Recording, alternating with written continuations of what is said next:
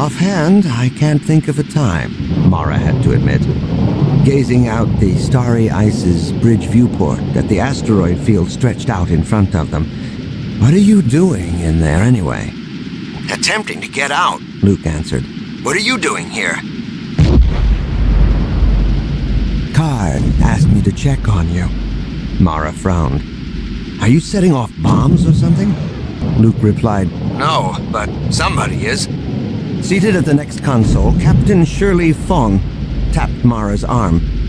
Take a look at the starboard end of the asteroid. We've got a flotilla heading for deep space. Terrific. Mara turned back to Luke.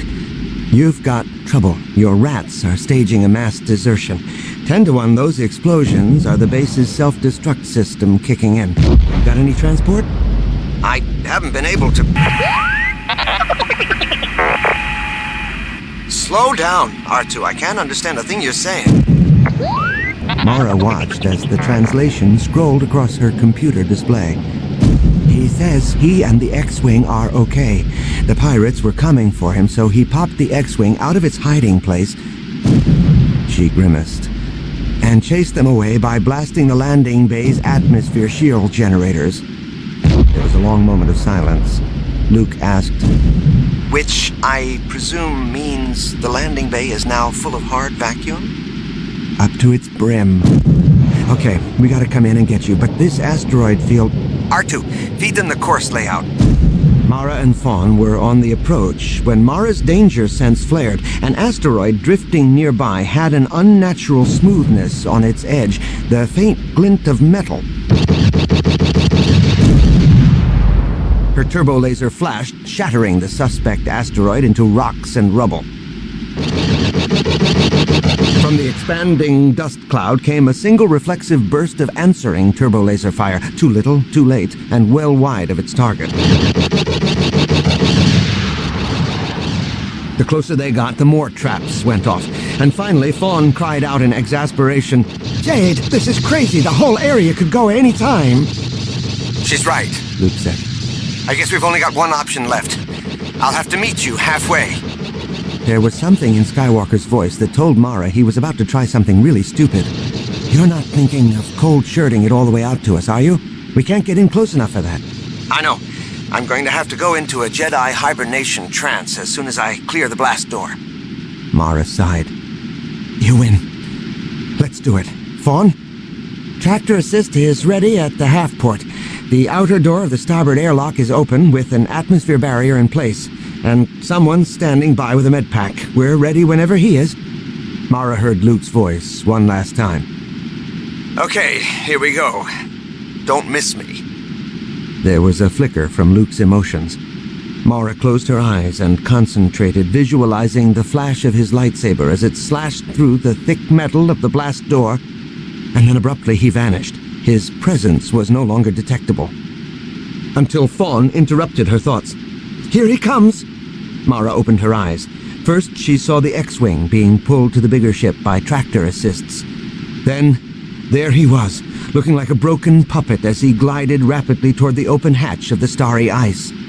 He was almost there by the time Mara reached the airlock, cartwheeling toward them dangerously fast. At the last possible second, she stepped away from the bulkhead, directly into his path. He slammed into her full tilt, the impact driving both of them down. Welcome aboard, Mara gasped.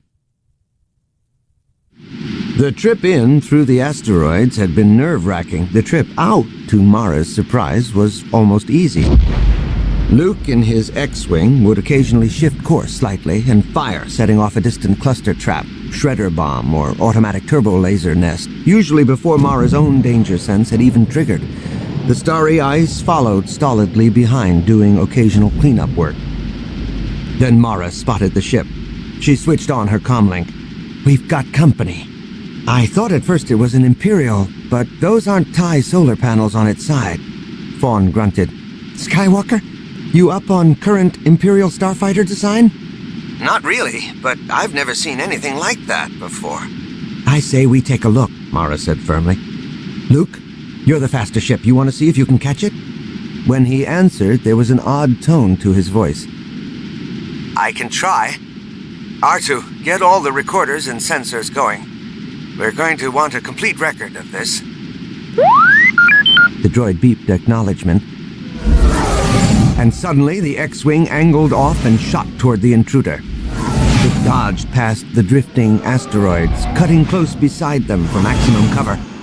An instant later, Mara caught a glimpse of the intruder as it flicked at incredible speed across the sky, making for the edge of the asteroid field. She tried to swing her turbo laser around to target the distant spacecraft, but too late. Even as she fought to get a lock on it, another asteroid cut between them, blocking her view. Then the ship was gone. She heard Luke's voice. Interesting. The ship gave off a very unusual energy signature as she took off. I recorded what I could of it, but I doubt my sensors were able to pick up more than a fraction of what was there. Mara rubbed her lips. Well, unless you want to follow his hyperspace vector, there's not a lot we can do about him right now. You should have your injuries looked at.